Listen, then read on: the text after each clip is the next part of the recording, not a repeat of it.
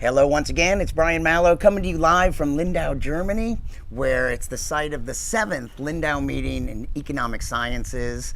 And I am talking to one of the 330 participants in the meeting this year, Kate Laffan, who is from the London School of Economics.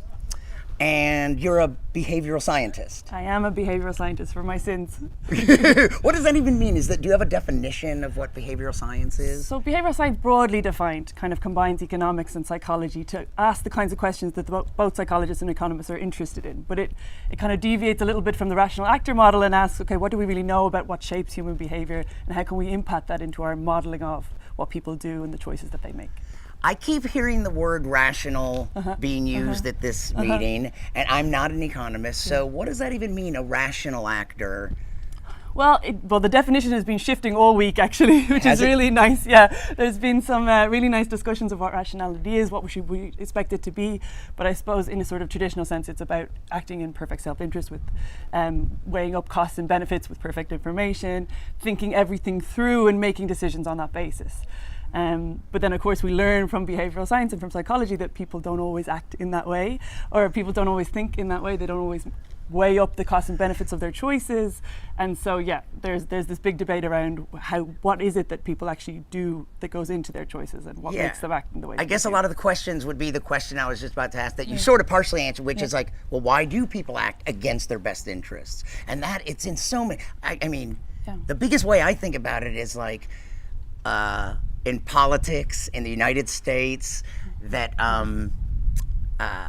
people vote for a party that doesn't represent their interests at all. I may be a little biased, but yeah, so why do people act so? You must wonder about that. Yeah, no, of course. I spent some time thinking about it for sure. And I mean, my own area is in the environment, so why are we acting in ways that damage the environment? And of course, there's externalities, but there's also impacts that has on our well-being that we should care about.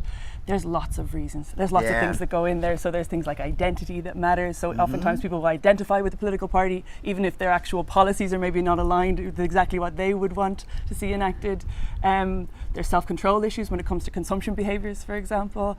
So people might be tempted away from things that might be good for them and in the direction of things that are bad for them.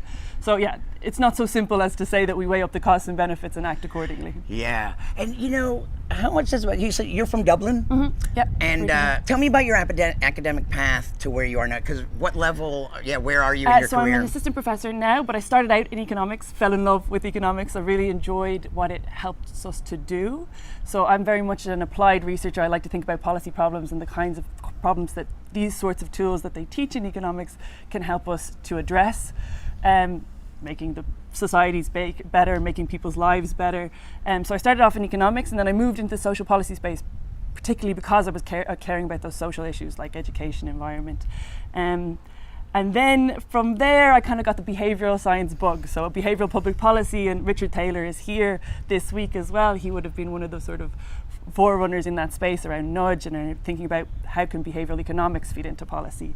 So I really caught that bug and ended up doing a PhD in the environmental space. And have continued on that path ever since. But it was economics that kicked it all off for me. It really was. And I still see so much value in the sort of traditional economics as well. I've really enjoyed this week being around people looking at labor markets and education policy from a sort of more traditional economic lens and hearing from them and the brilliant things that they're able to.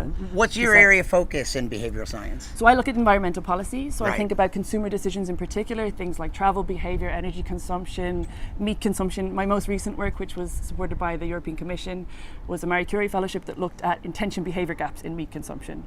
So increasingly across Europe, we've got a lot of people who have these intentions to shift their diets in more sustainable directions. So eat less meat, rely on more plant-based foods, and oftentimes they don't always follow through. And so I try to explore, well, why is that? What's getting in their way? And then from the intervention perspective, which is what behavioral science does really well, is think about, okay, how could policy inform the design of choice architecture that would help those people act as they intend? Is there anything that you sometimes wish the general public better understood about behavioral science and your field? Yeah, well, just all of the various questions that it can help us answer. So obviously I'm very interested in the environmental space. I'm also interested in pro-social behavior, things like volunteering, things like charitable donation. But there's a whole host of questions, and it's been so interesting being here actually over the past week and looking at all the different amazing questions that my fellow young economists are asking. Things like whether teaching people about evolution impacts their choices in careers later. That was one talk that I saw that really blew my mind. So yeah, just all of the fascinating ways that economics can teach us about why people do what they do, the choices that they make, and how we can make better societies on the back of that knowledge. And let me ask you about the meeting. So you already mentioned, I was going to ask you if there were any, before you even got here, any laureates that you were interested in meeting. And you already mentioned Richard Taylor. Was he someone that you...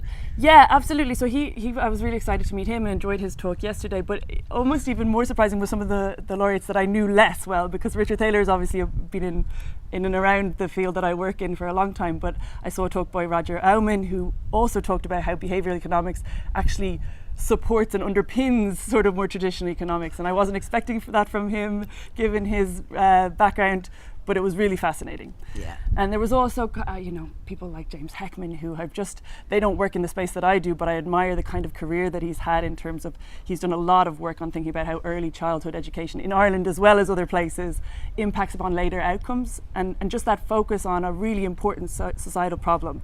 The way that he's done that across his career, I was super excited to meet him and wasn't disappointed when I did.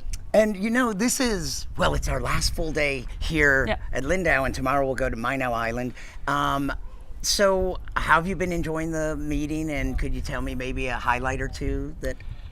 you don't even have to limit it if you have more, but any highlights? Well, I've been tweeting the highlights actually for the last little while, so the first thing to say is that the place is absolutely beautiful. So our setting... We have a Zeppelin in the sky behind us.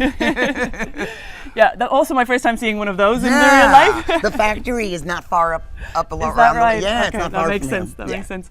But no, the island of Lindau has been absolutely amazing. The organization of the conference is really stellar. I've never been at a conference that's so on it. I've been to a lot of them, and that's the way it is. It's not a fluke. It's always run really well. Very, very in control. But the other thing that I've really, really loved is just the diversity of the participants. Yes. I would like to see a little bit more diversity in the laureates, but that's up to the Nobel Committee. Yeah. That's not the Lindau can't do anything about that. But hopefully in time. But within the participants, there's. I think over the years they've really grown, like the representation of women and men. Yeah. And this year, 60 nationalities are represented. Yeah. So the nationalities for me was really. I mean, I work at a very, very international institution, but even this was another level up in terms of meeting economists from all over the world, seeing the cool work that's happening in places like Nigeria. Just amazing. So that was a real highlight for me. On top of just these really casual experiences and conversations that you end up having with Nobel laureates. It's kind of a unique experience. So I've really buzzed off that. Enjoyed it. Excellent. Well, thanks for taking the time to talk to me, pleasure. because I know there's always something going on here that you could be doing. Thank you very much. And we'll be back with more live interviews from the 7th